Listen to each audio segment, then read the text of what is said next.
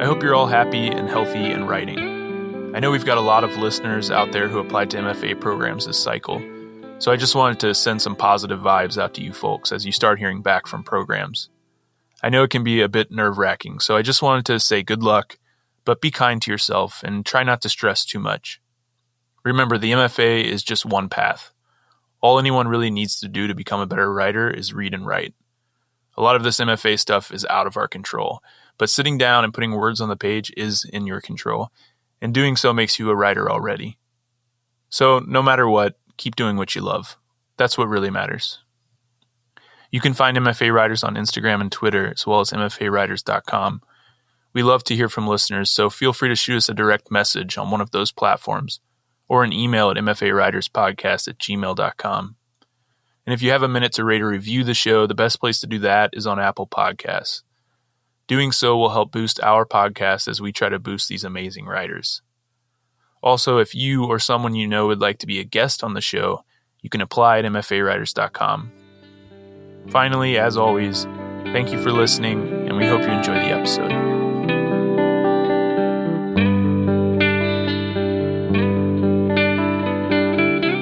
Welcome to MFA Writers, the podcast where we talk to creative writing MFA students about their program, their process, and a piece they're working on. I'm your host, Jared McCormick. Today I'm with Gabrielle Grace Hogan. Gabrielle is a poet in her third and final year of the New Writers Project MFA from the University of Texas at Austin. She's been published in the Academy of American Poets, Nashville Review, Salt Hill, Cutbank, Fog Lifter, Peach Mag, and many other places. She served as the poetry editor of Bat City Review and co-editor of the online anthology You Flower, You Feast. Her debut chapbook, Soft Obliteration, is available from Ghost City Press. Today she is going to read 2 poems for us. The light appears, it disappears, it passes. I saw a bridge become an arm, gesturing. I saw a foal fold back inside its mother. I saw the warehouse where they store streets after cars pass through them. I saw an art exhibit of 4 mirrors, gray paint over glass. We arrive at our reflections as the art. $10 admissions fee. I saw a painting full of red, flecked with careful light, Sadak at the mountain tilt, clung to each bone flinch, each stone. I saw the white blades through the window blinds, illuminating the skin in digestive patches. I saw the moon-lacquered floor open like a jar. I saw the snake of leather drop flaccid from between the legs. I saw the shirt pull itself off the arms. I saw the absence refuse tautology. It is not always the same. I saw my heart fill with smoke.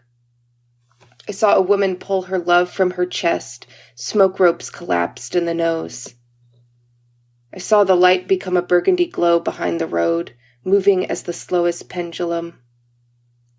Time, not like a carousel, but like a hill down which we roll things.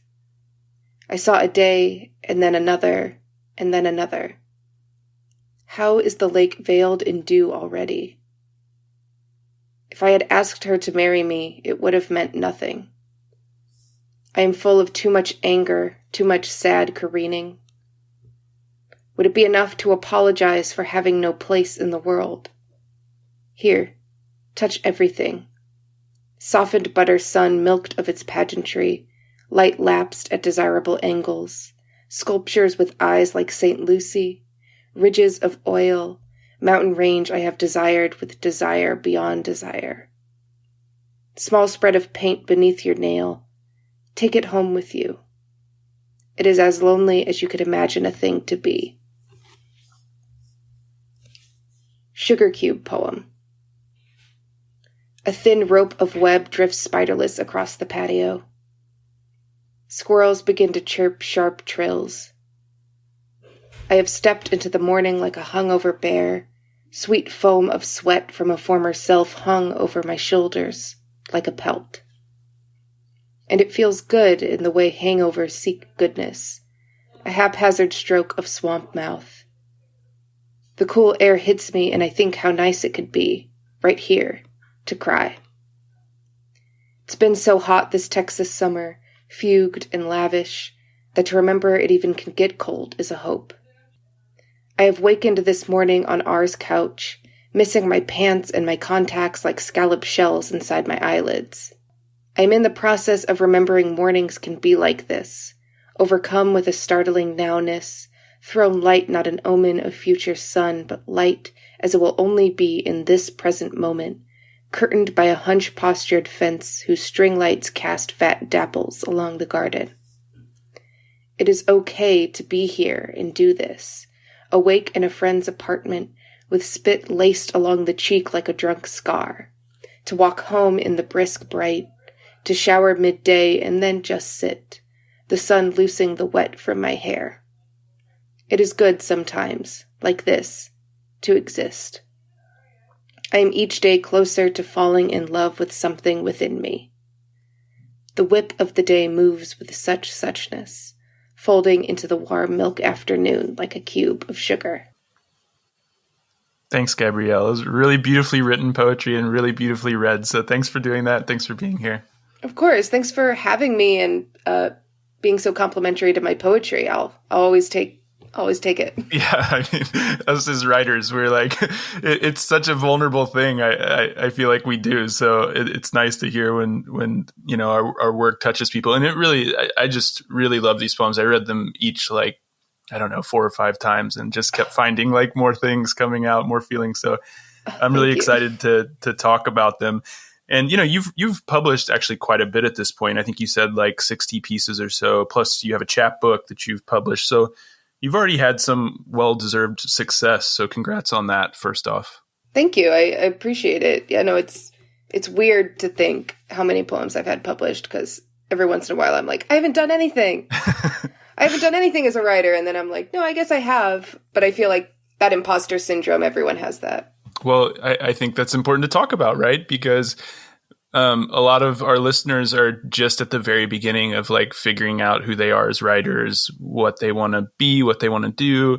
And many of them haven't been published or have only been published a little bit. And that imposter syndrome is like a real thing. So it's nice to hear someone who's been published quite a bit already saying like, it's okay to feel that, it's normal. We all feel it still.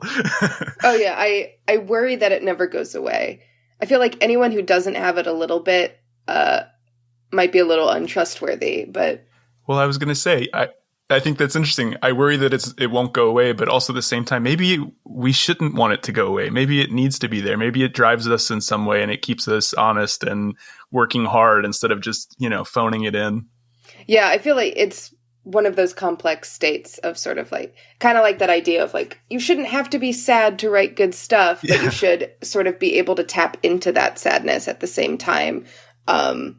I don't know, or maybe that's just my excuse for having it, to be like, oh, well, you have to have it to be a good writer, because I have it, so that means I'm a good writer. I don't know. Who knows what it is? Whatever it takes, right?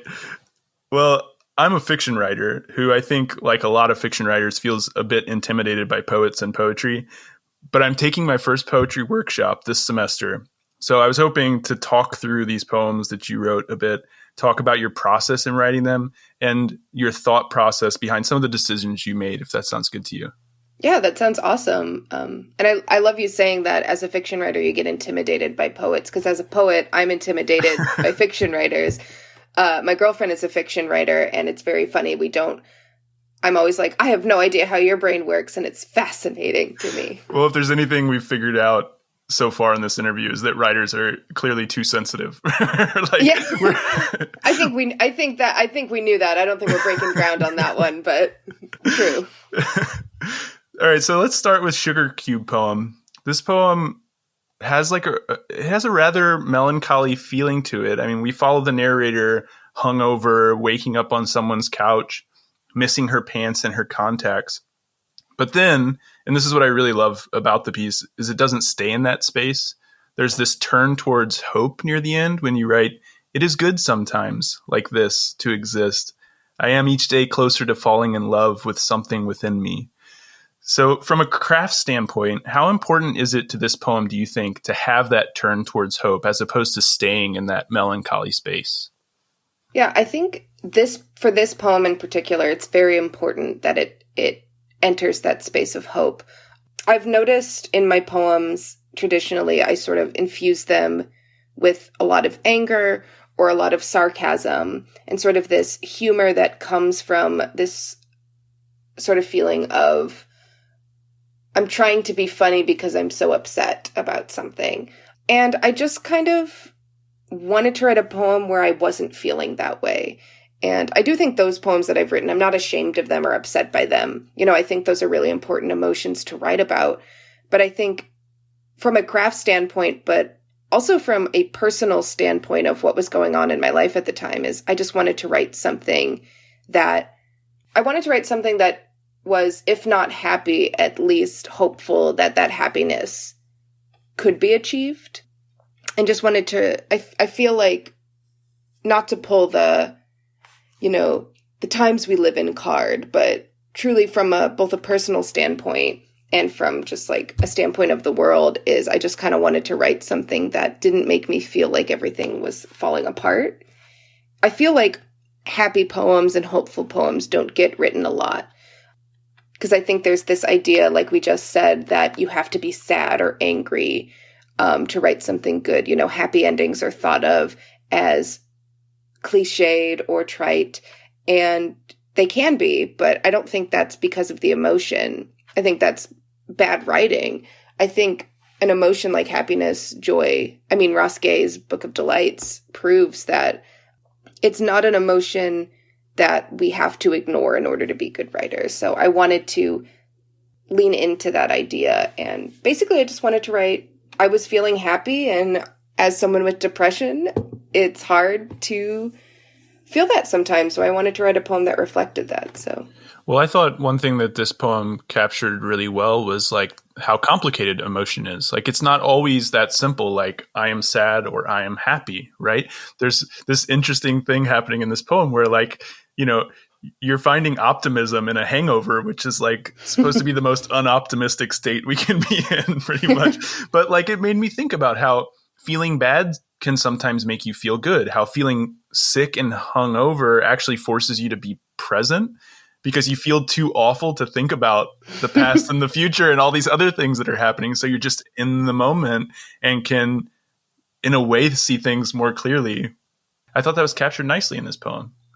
Thank you. Yeah, I wasn't sure how to write it initially, because I was like, I'm writing about a hangover, but it sounds too happy to be about a hangover. But I think you put it in a way that sounds a lot smarter than maybe I would have put it, but sounds is accurate. Is I wanted to write from this place of like, hangovers suck and you feel sick and gross, but not all the time, I suppose, but sometimes it reflects like, oh wow, I had a really good time the night before, and this communal living between happiness and sadness of, I feel gross now, but I felt it comes from feeling great, just like how you can go through something that's really painful and that sucks, but on the other side of that can be this joy. And I don't like to be the person who's like, if something bad happens, to be like, oh, well, that just means that something good's going to come out of it, because I feel like that's too optimistic. But I think it can be true. We're never stagnant in one emotion.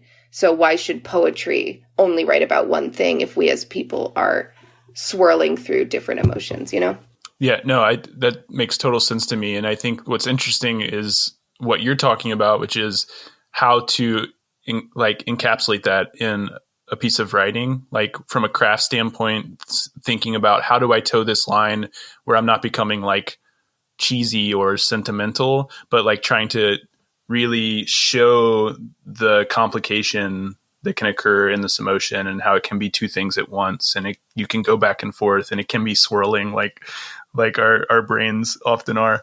And you mentioned that for this poem, you actually wanted to write a happy poem. So I was curious about that. Like, if you think about going into a poem like, hey, I want this to have hopefulness in it, or if that's something that shows up more organically throughout the process of writing the poem. Yeah, I think for this poem specifically, I did want it to be hopeful and be happy.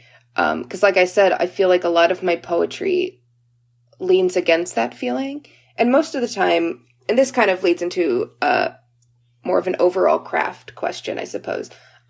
Most of the time when I write, I'm not going into a poem with the idea of this is what the poem's going to be about, this is the emotion it's going to tap into, and I'm going to accomplish that.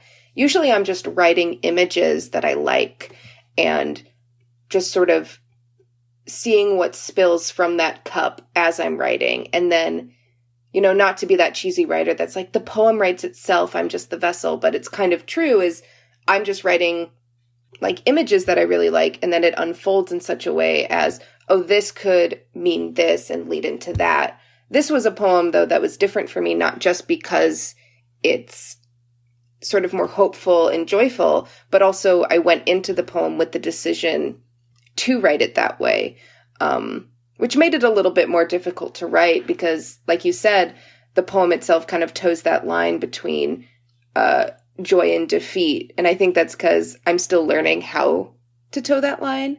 But yeah, this poem's different for me in that process way too, in that I wanted to write about this specific moment and why it made me happy, which I think can be, I don't know, for certain poets, probably depends on the person. But for me, I find that difficult. And I think that's why I admire fiction writers so much, is this idea that fiction, and like, this is assuming a lot about fiction writers, and I could be totally wrong, but going into something knowing that like this scene is going to happen, this is what's going to be said, this is what's going to be done, and kind of having that outline going into it, I really admire because I just don't think my brain works that way. So this poem was kind of a challenge for me in planning ahead. Yeah. It's so interesting. And this is one of the reasons why I love having these conversations. Cause like I'll do, one interview where a writer will say, like, describe their process. And then I'll do another interview and it'll be the exact opposite process. And it's just like so clearly different for each person. But I still think like hearing about the different ways that it works for different people is really useful because sometimes I hear something and it clicks for me. I know fiction writers who do what you just described, which is outline the entire thing before they start.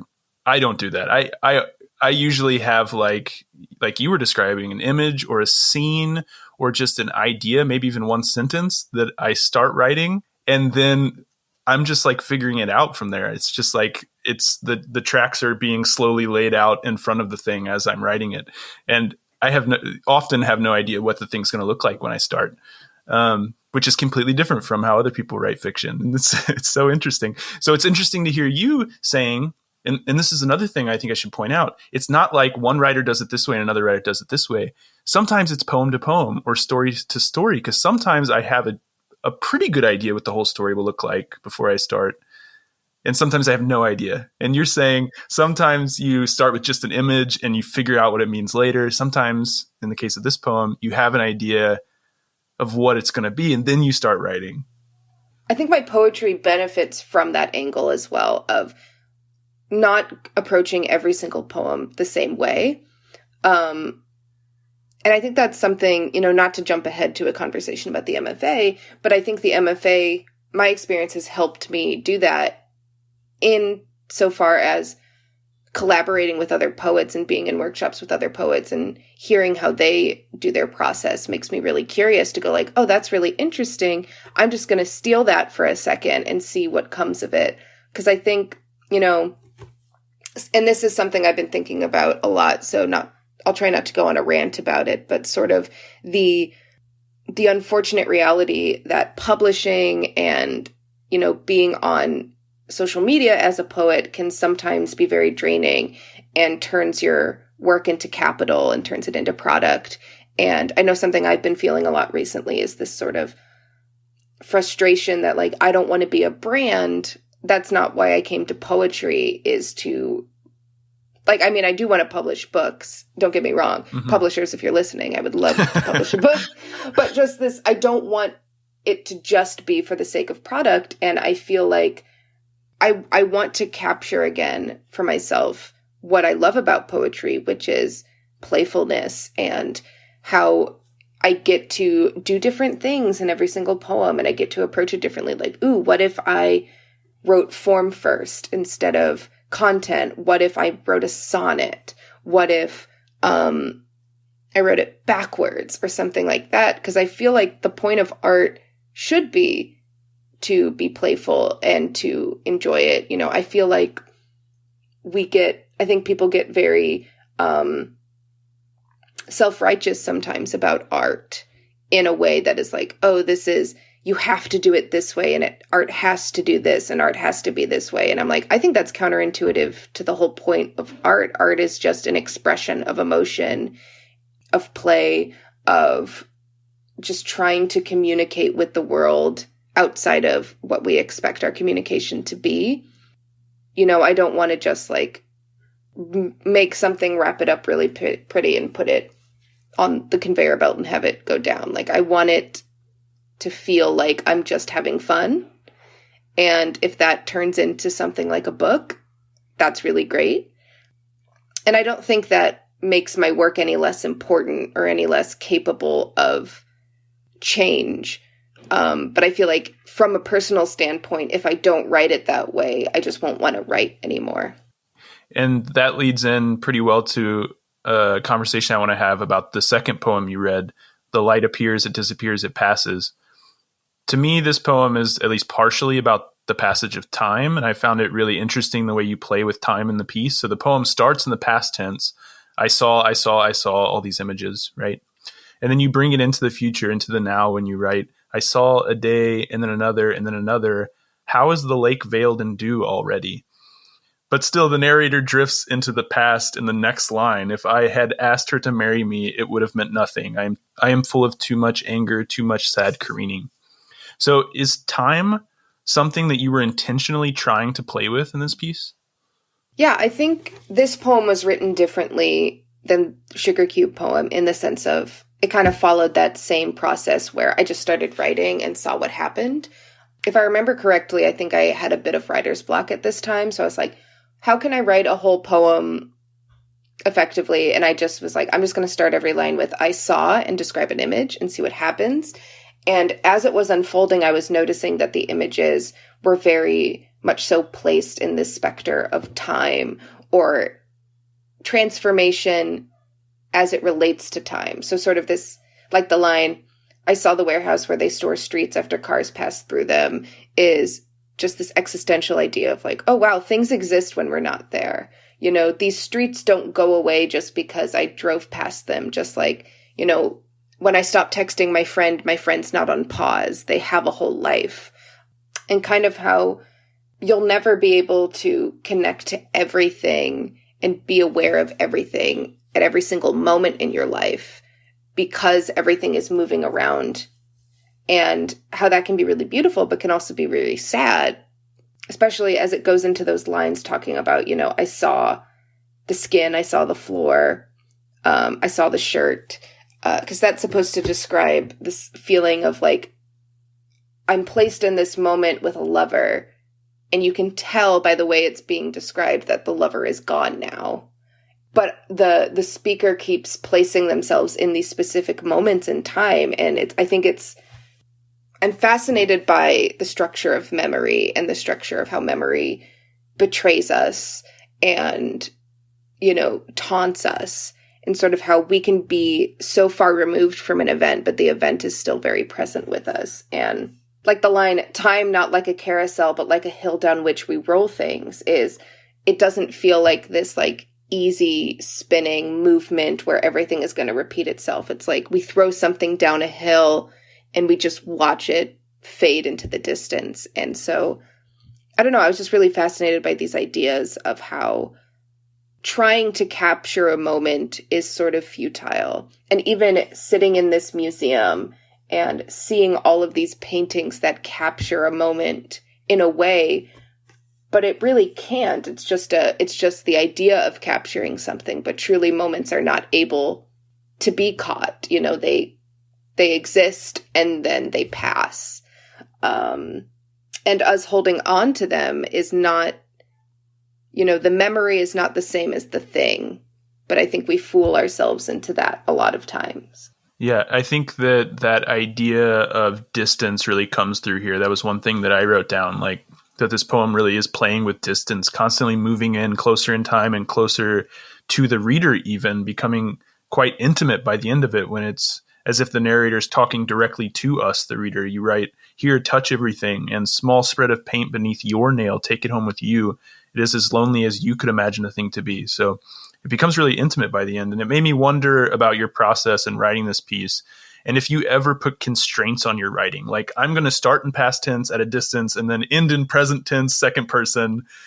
Like, do you ever put constraints like that on your poetry and then see what happens?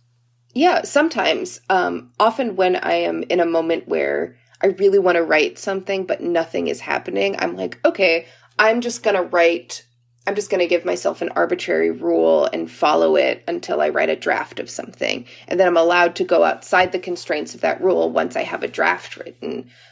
But just in the making of the poem. So like I said, for this one, I was like, I'm just going to write "I saw" and then an image a bunch of times. And then, as the poem unravels and I'm writing these images, I'm seeing the direction that the images are taking me, which inevitably always comes to some sort of breakup poem or love poem or just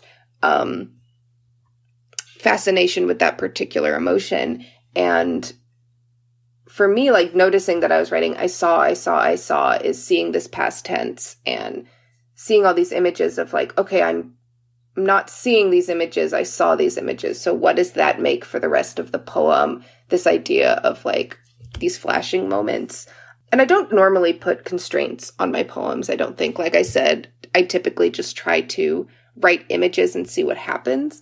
But once in a while, I like to do that as a way of just seeing like, okay, well, what will happen if I just make up this dumb rule and I have to follow it until a draft is written? And I think I write some of my most interesting things when I do that.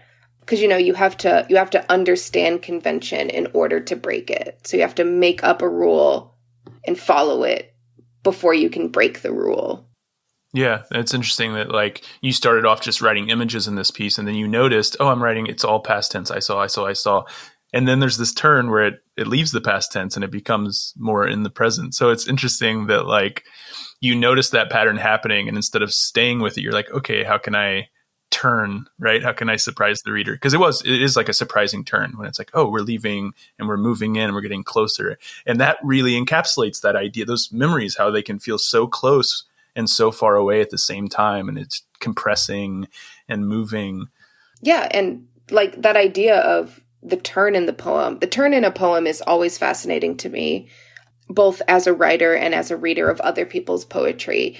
But obviously you can't just have a bunch of turns and a bunch of plot twists in something because then it just doesn't make any sense. You have to create the logic and then defy the logic.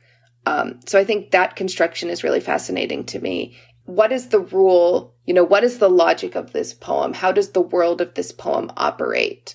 And creating that structure and then being like, okay, now that I understand how it works, I'm going to break it in half. In writing poems, I love that. And I also love when I read that in poems or in fiction or in nonfiction or in anything. And I think that's what's really fun about it. It's sort of like that idea of like, oh, I'm building the Legos as the box tells me to. But then once I have like the skeleton of the Lego, then I'm just going to like go buck wild. And I don't know why I haven't played with Legos since I was a kid, but just sort of like, I'm going to follow what the box says until I decide I don't want to anymore. Hey, I mean, Legos were a formative experience for a lot of us. It's in there, even if we haven't thought about Legos in years. That You're like, I got it. Yeah. No, that's super interesting. So it's almost like instead of putting a constraint on the poem before you started, it was like you just started writing and then you noticed, oh, there's this form, there's this constraint that's happening organically. Now, how can I defy it? And you talked about how this poem is clearly about a relationship and the end of a relationship and the memory of that relationship, which was really beautifully captured, I thought, as well. And I wanted to talk about that a little bit because you told me before the interview that you see a debilitating lack of lesbian narratives, contemporary or otherwise, and you want to fill that gap as a writer. So I'm wondering if you could talk about that a bit and if that's something you were thinking about or exploring in this piece. Yeah, I think for me, and not every queer or marginalized person thinks this way, but I know for me, I think of it as everything I write is a lesbian narrative because I am the one who's writing it. So every time I write a love poem or a breakup poem, even if I'm not very specific that it's lesbian, it is because I'm the one who wrote it. And that's what's really important to me, is not just writing specifically like, here's a lesbian story, but like, oh, I'm a writer who's writing this as a lesbian. And I feel like there's a huge lack of like attention paid to lesbian writing and lesbian writers, which is really unfortunate. And I mean, I don't know why that is. I feel like it's probably a mixture of homophobia and misogyny, which is a great, a fun little cocktail. But I know for me, that's something that I have been wanting to contribute to, like the poetic and writing landscape, is just, this is something that's so important to me, is this identity of myself. And I don't see it represented a lot. There's a lot of queer narratives that I see that are really uplifting to me to get to see queerness in any way. But as a lesbian, I would love to see more that are very specific to my experience. I don't know, like there are lesbian writers out there. It's not like I'm the first. But I feel like their work doesn't get discussed as much as it should. Like, there's Eileen Miles, who everyone knows and who is fantastic. But then there's also like Marilyn Hacker, Audre Lorde. And like, there's these writers that everyone knows, but it's like such a small volume. I love reading queer narratives from any particular identity. I think queerness is beautiful and important. But as a lesbian woman, that's my, I guess that's my letter, quote unquote, that's my claim to queerness. And I feel like there's not enough poetry that is specifically lesbian, and specifically like, this is what it is as a woman to write a love poem to another woman, or even not just that, but just like, I am a lesbian writer. And so I'm just, even Sugar Cube poem is a lesbian poem because I'm the one who wrote it. And I feel like there's this queerness inherent to the poem, even without like rainbows or admission of sexuality. Is there's this queerness of like, trying to find a space of happiness, a place of hope, a place of belonging. And I know what the poem is about on a personal level. I know how it relates to my queerness, even if other people don't. But I feel like that's important too, is even if I'm not directly saying this poem is lesbian, the fact that I have written it and I have a voice is what's important. And I do think that comes through with the poem. And so I'm curious, we're going to talk about the MFA program here in a bit, but I'm just going to go ahead and jump ahead, and because I'm curious if you've been able to find a community in the program of other queer writers that you feel like you're in conversation with and that you have like a community with and you feel like you can talk about these things with. Yeah, so that was something when I was applying to MFA programs that I was really worried about. I had this idea in my head that like, it's very possible I will be like the only queer person, the only woman, or one of like a handful, and sort of braced myself for that possible reality. And I could not have been more happily wrong coming to Texas.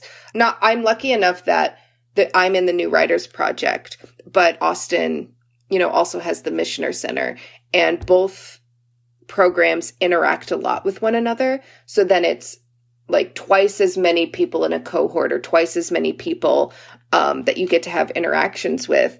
And there's so many great queer writers in the program. And then even if folks aren't queer, as I've never met a single person who is, homophobic or who is against it. And I feel like I've gotten to have this really awesome community specifically of other queer writers who, even if they don't come from the exact same identity, who may not be lesbians, but are queer in their own ways, is getting to feed off of one another as writers, and as queer writers, and getting to have that relationship to one another. I had a workshop this past year that every single person in the workshop was queer.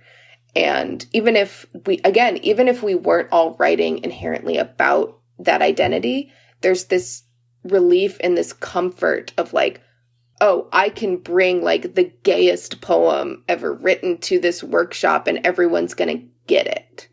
And not just get it, but everyone's going to be, understanding and going to be helpful. Because I think that was my worry coming to the MFA was, my writing is really gay. And even if, and again, even if it's not directly, like everything I write indirectly has something to do with a queer narrative.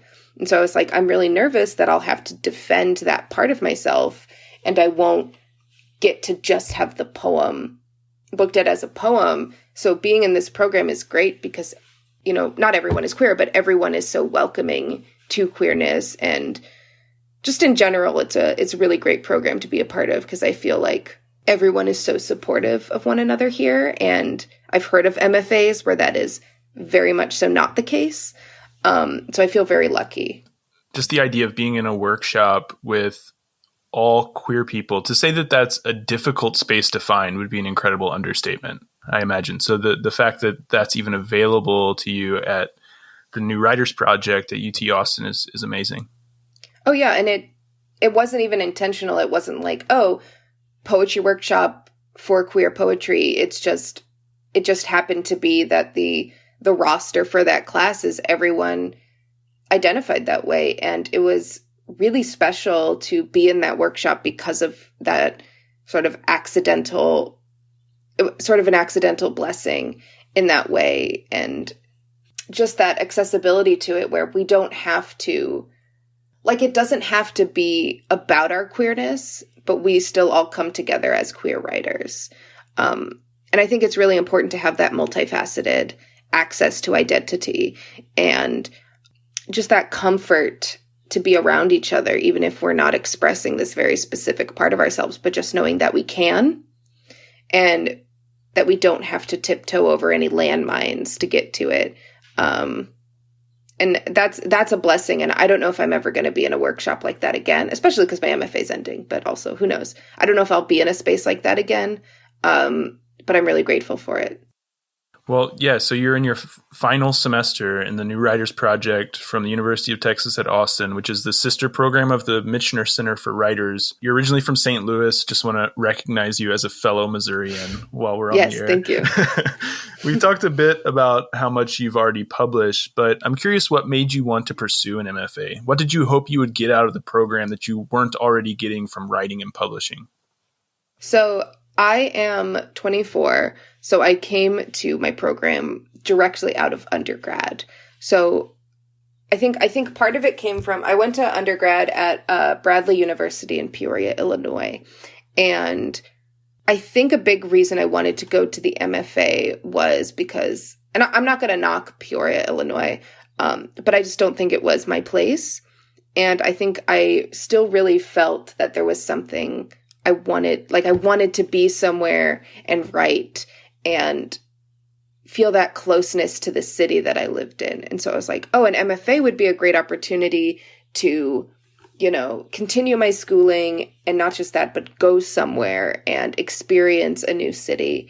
I think part of it, to be blunt, is that I was really afraid of being in the quote unquote real world of employment. And so I was like, oh, I'll go to grad school. But it's more than that. I really wanted to have that community of writers and people who didn't just write, but for whom writing was like the only thing they wanted to do. And, people who were really well read and were writing a lot, and just people whose minds operated in similar ways to mine is, the biggest reason I wanted to go to the MFA was community, which is why having to go during the COVID-19 pandemic has been less than desirable. But, I wanted that community, and I also wanted to sort of just learn more about writing because, when I entered the program, I was 22, just like a tiny baby, really, or 21, maybe even. And I really knew nothing about anything. And I wanted to have a better understanding of like, how does publishing work? How does writing work? Who am I supposed to be reading? Like, who can I be reading? And so I just was like, the MFA is this really great opportunity. I didn't look at it as like, I'll get an MFA and then people will take me seriously. Not that other people do that, but I viewed it more as like, I just want to understand this world that I want to be in better. And I want to make friends in that world. And yeah, and I feel like I've done all of that, which is really awesome. Well, it's the New Writers Project. It's a 3-year fully funded program. The Michener program is as well. So I was wondering if you could talk a bit about the similarities and differences between the two programs. So the New Writers Project is through the English department at the university, whereas the Michener Center is through the Michener Center specifically. So they're technically two different departments. The only difference is, at least that I am able to notice as a student, is the New Writers Project has access to teaching. So the way the New Writers Project works is we work as teaching assistants for discussion sections for our first 2 full years. We are working in like an American literature or Brit Lit course as a teaching assistant. So, going to lectures and then teaching little discussion sections and grading and stuff like that. And then our fall semester of our final year, we teach a workshop in our genre. So I taught an introduction to poetry workshop for undergrads where I got to make my own syllabus. I got to conduct the classes however I wanted. And then this final semester is a fellowship semester, so no teaching. Whereas the Michener Center is just a fellowship. So there's no teaching involved or anything like that. It's just writing. And I know when I was applying to MFAs, I approached my professors and was basically like, what do I have to do? What is sort of like, no matter where I apply, I have to have this. And they said, one, it should be fully funded. And I was like, I got no money to go to grad school, so I would love to have a fully funded program. But they're also like, you should teach, because even if you personally don't want to be a teacher, that gives you such an understanding of things just on the other side and gives you sort of a resume booster and stuff like that, and just, gives you a skill that you wouldn't obtain otherwise. So that was important to me, was to find a program that I could teach. So that's why I applied to New Writers Project and over Michener. But I know for other people, they don't want to teach, they just want the fellowship, and that's totally valid. I think it all depends on your personal journey. But that's really the only difference that has been noticeable, because we all take the same exact classes. We all have access to the same classes, the same professors. I think the only class difference is, I know the Michener Center gets like a first-year seminar that's like all the first years in the Michener program take a class that's all together. And New Writers Project is not in that.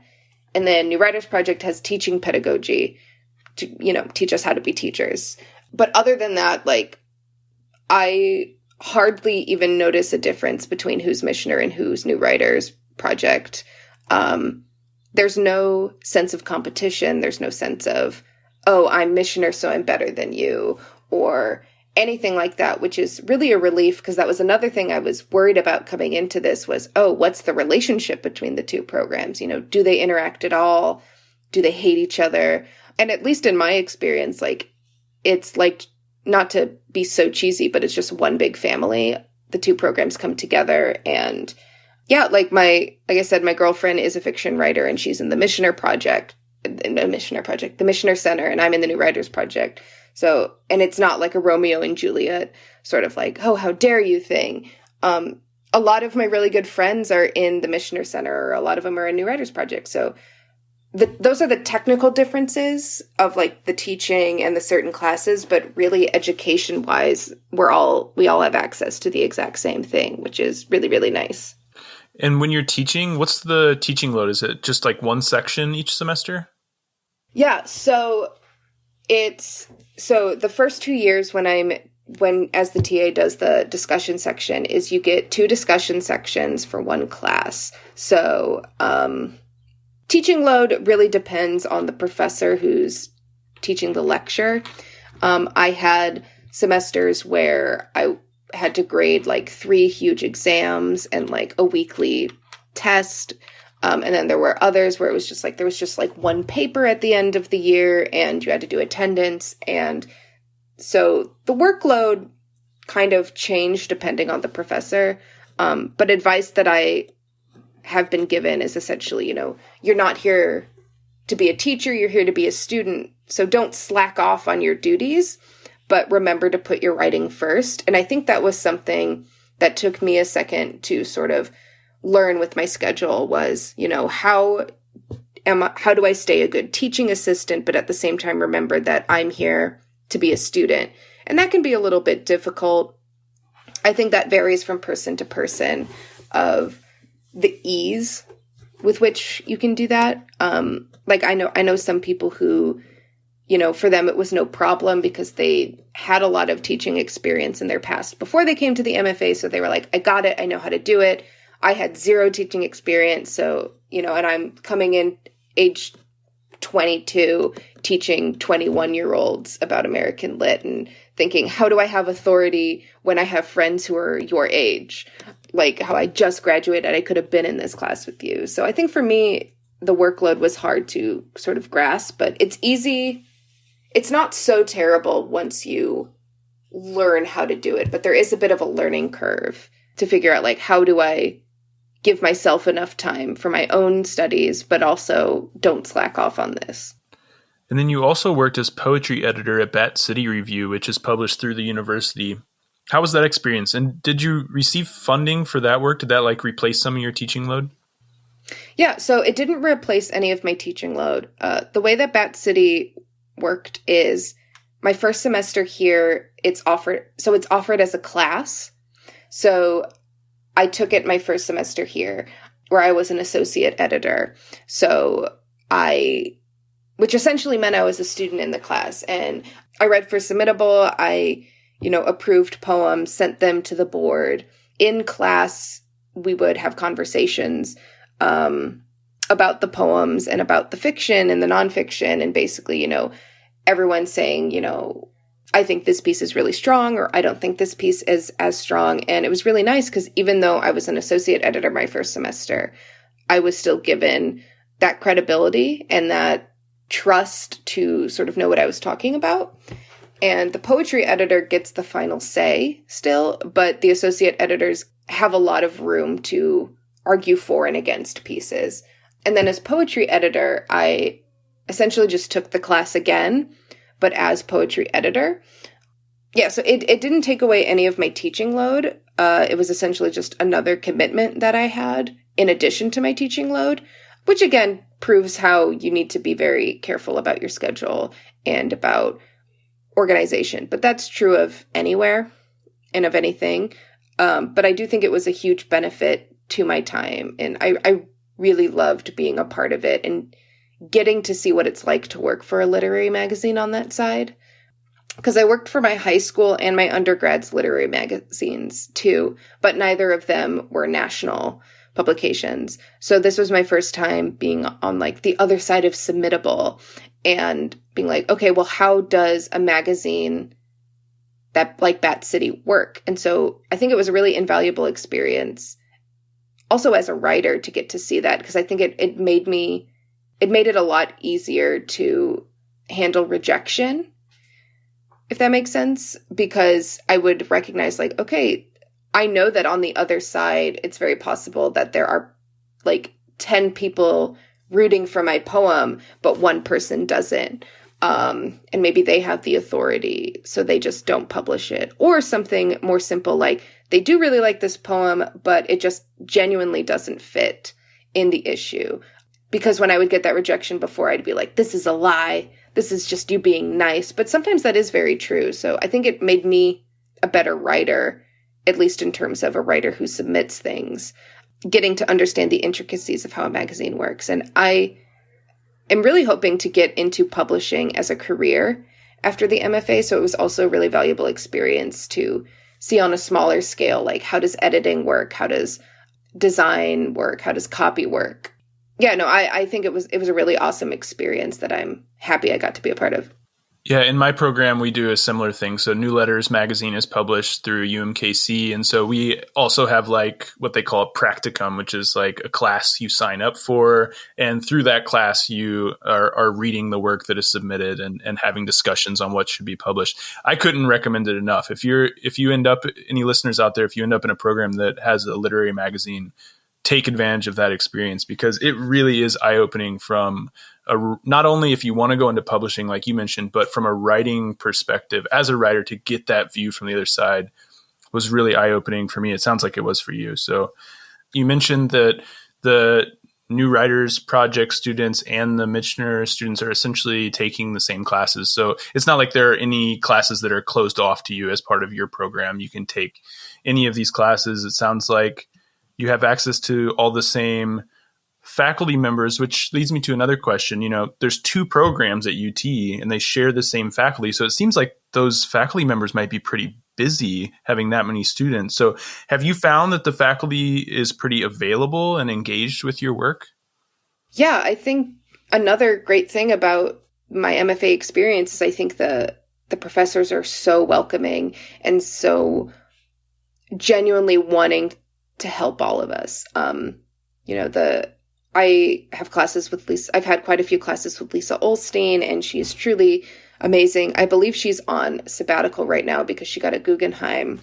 But she's still, myself and Rob Colgate, who's also a poet in the program, we've had breakfast with her a couple times just to tell her, what we've been up to, what we've been doing. And so even when she, quote unquote, isn't required to meet with us, she still has taken an interest in talking to us. And, she could very easily just ignore everything about the MFA, but she genuinely has an interest in us as writers.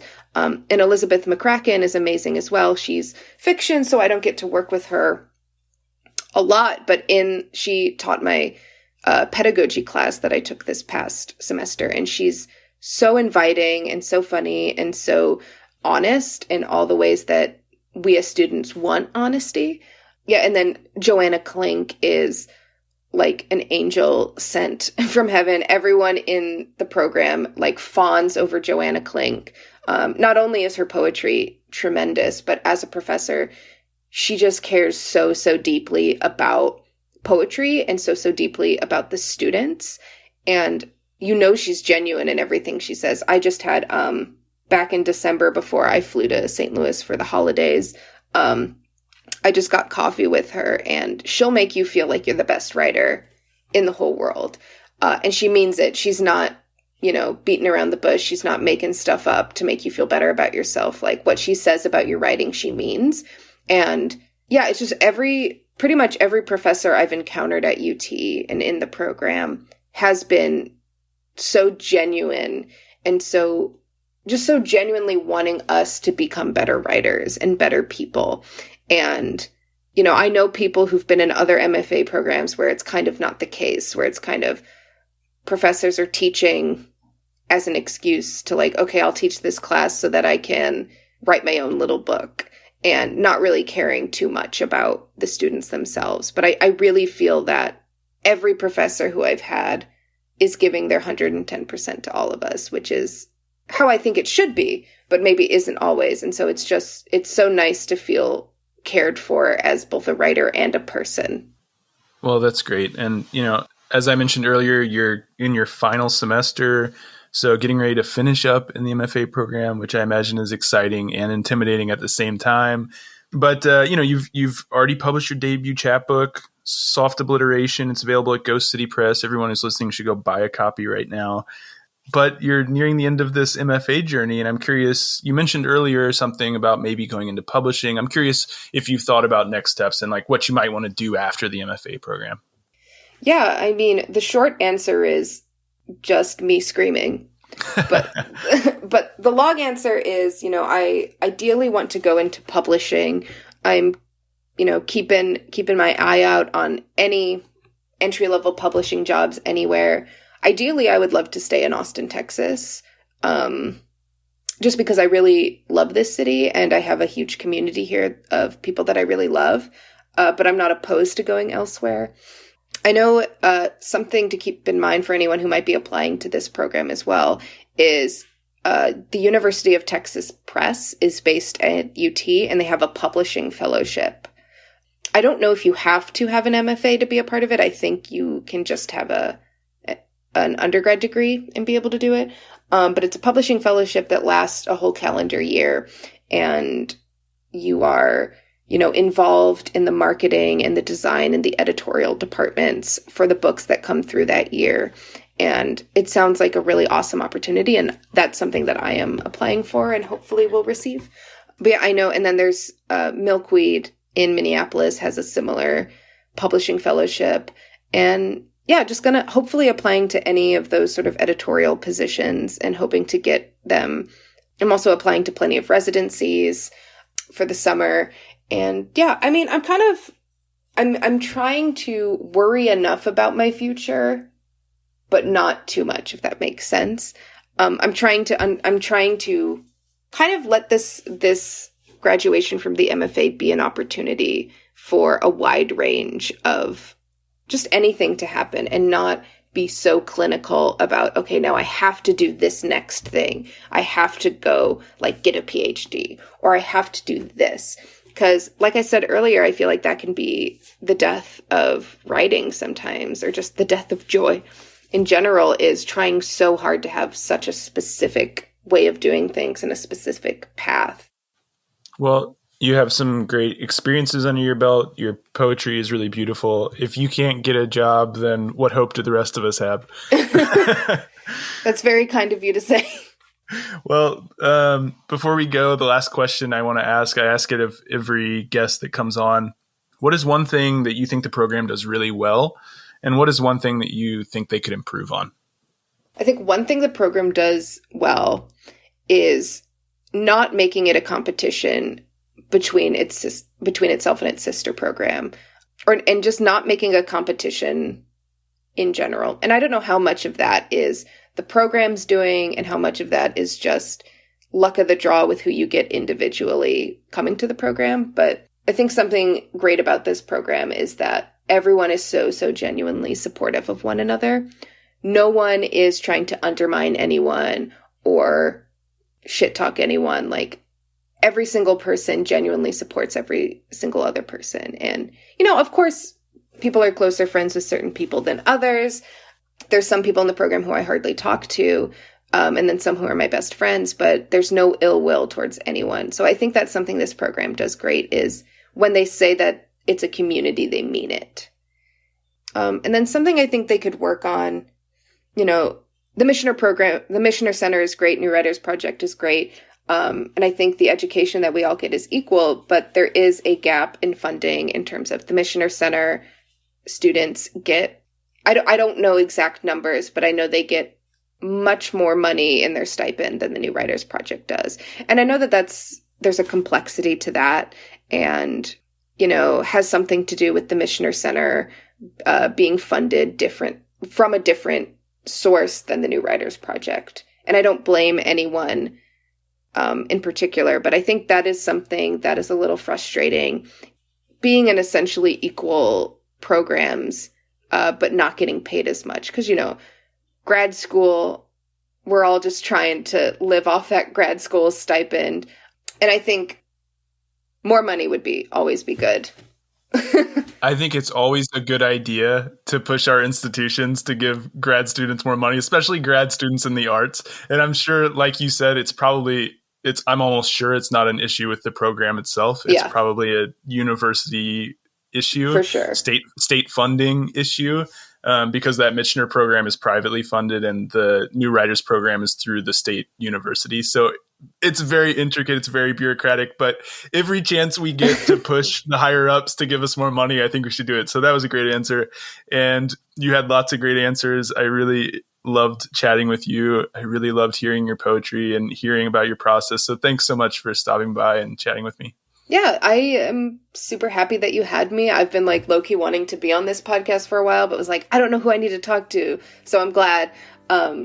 Thank you for a really great conversation and great questions. I'm really happy that I got to be on here. Thank you for making me feel comfortable, and really grateful for it.